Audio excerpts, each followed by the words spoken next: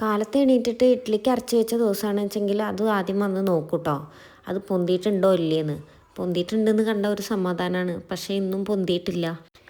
എന്താണ് ഞാൻ ഇഡ്ഡലിക്ക് അരച്ച് വെക്കുമ്പോൾ പൊന്തി വരാത്തതെന്നാണ് ഞാൻ ഈ ആലോചിച്ചുകൊണ്ടിരിക്കുന്നത്. അങ്ങനെ അതും ആലോചിച്ച് വെള്ളം കുടിച്ചുകൊണ്ടിരിക്കുമ്പോൾ എനിക്ക് തോന്നി ഓവൻ കുറച്ച് നേരം പ്രീ ഹീറ്റ് ചെയ്തിട്ട് അതിൽ വെച്ച് നോക്കാമെന്ന്. അങ്ങനെ ഓവൻ കുറച്ച് നേരം പ്രീ ഹീറ്റ് ചെയ്തിട്ട് ഒരു 2 മിനിറ്റൊക്കെ പ്രീ ഹീറ്റ് ചെയ്തിട്ടുള്ളൂ. എന്നിട്ട് അങ്ങനെ അതിൽ വെക്കുകയാണ്. ഇനി അത് ഉണ്ടാക്കാൻ നേരത്തെ എടുത്താൽ മതിയല്ലോ, അപ്പോഴേക്കും പൊന്തി വരുമോ നോക്കട്ടെ. ഞാനിതിൻ്റെ ഇടയിൽ ഇടയ്ക്ക് സംസാരിക്കുന്നത് ആര്യൻ്റെ അടുത്താട്ടോ. ആര്യനെ ഞാൻ എണീപ്പിച്ചിട്ടുണ്ട് പഠിപ്പിക്കാൻ വേണ്ടിയിട്ട്. ആര്യന് എക്സാം അല്ലേ, അപ്പോൾ കാലത്ത് ഞാൻ എണീപ്പിച്ചിട്ട് കുറച്ച് നേരം റിവിഷൻ ചെയ്യും. ഇല്ലെങ്കിൽ പിന്നെ അവന് ഓർമ്മ ഉണ്ടാവില്ല. കാലത്ത് നേരത്തെ എണീക്കുന്ന ദിവസങ്ങളിൽ മാത്രം ചെയ്യുന്ന ഒരു പരിപാടിയാണ് ഈ അടുപ്പ് കത്തിക്കൽ. അപ്പോൾ ഇന്ന് അടുപ്പ് കത്തിച്ചിട്ട് വെള്ളം ചൂടാക്കാമെന്ന് വിചാരിച്ചിട്ട് അങ്ങനെ ചെയ്യണം കേട്ടോ.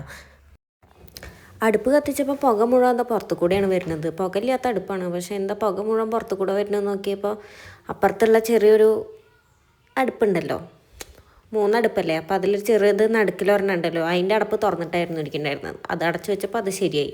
പിന്നെ എന്താ വെള്ളം തിളച്ചപ്പോൾ ഞാൻ വെള്ളമൊക്കെ എടുത്തിട്ട് അതിലേക്ക് ഒഴിക്കുകയാണ് കേട്ടോ. ഇപ്പോൾ വാങ്ങിയിട്ടുള്ള അരി പെട്ടെന്ന് വേവണ അരിയായ കാരണം ഞാൻ എണീറ്റതിൻ്റെ ശേഷമൊക്കെ വെച്ചിട്ടുണ്ട് വെച്ചെങ്കിൽ ആരും പോണതിൻ്റെ മുന്നേ തന്നെ അതൊക്കെ വേവാവും കേട്ടോ. അതുകൊണ്ട് പിന്നെ തലേ ദിവസം വയ്ക്കുന്ന പരിപാടി ഇപ്പോൾ ഇല്ല. പിന്നെ ഞാൻ ബീട്രൂട്ടാണ് ഉപ്പേരി ഉണ്ടാക്കുന്നത്, ബീട്രൂട്ടും ഉരുളക്കിഴങ്ങും കൂടിയിട്ട്. അപ്പോൾ അതിനുള്ള ബീട്രൂട്ടും അതൊക്കെ അരിഞ്ഞ് വയ്ക്കുകയാണ്. പിന്നെ ഉപ്പേരിയിലേക്കുള്ള ഉള്ളിയും പച്ചമുളക് അങ്ങനത്തെ സംഭവങ്ങളൊക്കെ അതിലിട്ടിട്ട് അരിഞ്ഞെടുക്കുകയാണ് കേട്ടോ. ബീട്രൂട്ടൊക്കെ കട്ട് ചെയ്തിട്ട് അവിടെ ആകെ ബീട്രൂട്ടിൻ്റെ വെള്ളം ഇതൊക്കെ ആയിട്ടുണ്ടായിരുന്നു. അപ്പോൾ ഞാൻ അതൊക്കെ വേഗം ക്ലീൻ ചെയ്തു. ഇനി ഇഡ്ഡലിയോ ദോശ എന്താണ് ഉണ്ടാക്കണമെന്ന് വെച്ചെങ്കിൽ അതിലേക്ക് തക്കാളി ചമ്മന്തി ഉണ്ടാക്കാമെന്ന് വിചാരിച്ചിട്ട് ഞാൻ വേഗം ചമ്മന്തിക്കുള്ള തക്കാളിയും ഉള്ളിയൊക്കെ ഞാൻ മിക്സിയിലിട്ടിട്ട് അടിച്ചെടുക്കുകയാണ് കേട്ടോ.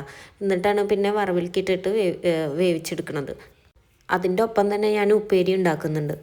ഉപ്പേരി ഉണ്ടാക്കുമ്പോഴേക്ക് നല്ലൊരു അബദ്ധം പറ്റിയിട്ടോ. ഞാൻ ബീട്രൂട്ട് മാത്രമാണ് ഈ ചോപ്പറിലിട്ടിട്ട് അരിഞ്ഞെടുക്കാറുള്ളൂ. എനിക്ക് തോന്നി ഉരുളക്കിഴങ്ങ് ഇട്ടിട്ട് അരിഞ്ഞു നോക്കാമെന്ന്. അങ്ങനെ ഞാൻ ഉരുളക്കിഴങ്ങ് ഇട്ട് അരിഞ്ഞപ്പോൾ ആ ഉരുളക്കിഴങ്ങിന് ഒരു സ്ക്രാച്ച്, ഒരു പൊടി പോലെ ഒരു ഇതുണ്ടാവുമല്ലോ, ആ സംഭവമായിട്ടാണ് തോന്നുന്നു ഉപ്പേരി ഉണ്ടാക്കുമ്പോൾ അങ്ങനെ ഒട്ടിപ്പിടിച്ചുണ്ടായിട്ടുണ്ട്. എന്താ സംഭവം എന്നറിയില്ല, എനിക്ക് തോന്നുന്നത് അതുകൊണ്ടാണെന്നാണ്. ഉപ്പേരിക്ക് ടേസ്റ്റൊക്കെ ഉണ്ട്, പക്ഷേ ഇതിങ്ങനെ ഒട്ടിപ്പിടിച്ച പോലെ ഉപ്പേരി ഇങ്ങനെ വിട്ട് കിടക്കുന്നില്ല. ഇഡ്ഡലി മാവ് ഓവനിൽ വെച്ചിട്ടുണ്ടായിരുന്നല്ലോ പൊന്തി വരുമോ നോക്കാൻ വേണ്ടിയിട്ട്. അങ്ങനെ വെച്ചിട്ട് അത് പൊന്തി വന്നിട്ടൊന്നും ഉണ്ടായിരുന്നില്ല. ഞാൻ പിന്നെ കുറച്ച് ഒരു മണിക്കൂറൊക്കെ അല്ലേ വെച്ചിട്ടുണ്ടായിരുന്നുള്ളൂ, അത് കാരണമായിരിക്കും പൊന്താത്തത്. എന്തായാലും ഞാൻ വിചാരിച്ചു ഒരു തട്ട് ഇഡ്ഡലി ഉണ്ടാക്കി നോക്കാം, ശരിയായിട്ടില്ല വെച്ചെങ്കിൽ ദോശ ഉണ്ടാക്കാമെന്ന് വിചാരിച്ചിട്ട് ഞാൻ അങ്ങനെ ഒരു തട്ട് മാത്രം ഇഡ്ഡലിയും ഒക്കെ ഒഴിച്ചിട്ട് ഞാൻ വെച്ചിട്ടുണ്ട് കേട്ടോ. അപ്പോൾ ഇഡ്ഡലിയൊക്കെ ഉണ്ടാക്കി വന്നപ്പോൾ നല്ല സോഫ്റ്റായിട്ട് നല്ല ഇഡ്ഡലി നന്നായി പൊന്തി വന്നിട്ടുമുണ്ട്. പക്ഷേ എന്തുകൊണ്ടാണ് മാവ് ഈ പൊന്തി വരാത്തതെന്ന് എനിക്കറിയണില്ല. ആരും കുളിച്ച് കുട്ടപ്പനായിട്ട് വന്നിട്ടുണ്ട്. അപ്പോൾ തന്നെ ഞാൻ ആരിന് ഇഡ്ഡലിയും ചമ്മന്തിയും കൂടി കൊടുക്കുകയാണ് കേട്ടോ. അപ്പോൾ ചമ്മന്തി കൊടുത്തപ്പോൾ അവൻ പറയുന്നുണ്ട് ഇത്രയേ ഉള്ളൂ, അമ്മയ്ക്ക് കുറച്ചും കൂടി വേണമെന്ന്. അവനാണെങ്കിൽ ഈ തക്കാളി ചമ്മന്തി മാത്രമേ ഇഷ്ടമുള്ളൂ. ഞാൻ പറഞ്ഞു അത് കഴിക്കുന്നിട്ട് ഞാൻ തരാമെന്ന്. അതിൻ്റെ ശേഷം സിയമോള് എണീറ്റ് വന്നിട്ടുണ്ട്, ദേവൂട്ടനൊക്കെ എണീറ്റ് വന്നിട്ടുണ്ട്. അപ്പോൾ എണീറ്റ് വന്നിട്ട് എന്നോട് അടുക്കളയിൽ വന്നിട്ട് ചിരിക്കുകയാണ്, വെറുതെ നിന്ന് ചിരിക്കുക, എന്താ സംഭവം എന്നറിയില്ല. ഇഡ്ഡലിയും തക്കാളി ചമ്മന്തിയൊക്കെ ഉള്ള ദിവസം പിന്നെ ആരിന് സ്കൂളിലേക്കും അത് തന്നെ മതി, വേറെ ഒന്നും അവന് വേണ്ട. അവൻ പറയും എനിക്ക് ഇത് തന്നെ മതി. പിന്നെ അത് കഴിക്കാനും എളുപ്പമാണല്ലോ, പെട്ടെന്ന് കഴിച്ച് കഴിയും. അപ്പോൾ അവന് കളിക്കാനും സമയം ഉണ്ടാവും. അല്ലെങ്കിൽ ചോറുണ്ട് കഴിഞ്ഞിട്ടുണ്ട് വെച്ചെങ്കിൽ പിന്നെ അവന് കളിക്കാൻ സമയമില്ല എന്ന് എപ്പോഴും പരാതിയാണ്. ലഞ്ച് ബോക്സൊക്കെ അവൻ്റെ ബാഗിലെടുത്ത് വെച്ചിട്ട് ഞാൻ അവൻ്റെ ബാഗൊക്കെ ഒന്ന് തുറന്ന് നോക്കണം കേട്ടോ, ടൈം ടേബിളൊക്കെ എങ്ങനെ എടുത്ത് വെച്ചിട്ടുള്ളതെന്ന് അറിയാൻ വേണ്ടിയിട്ട്.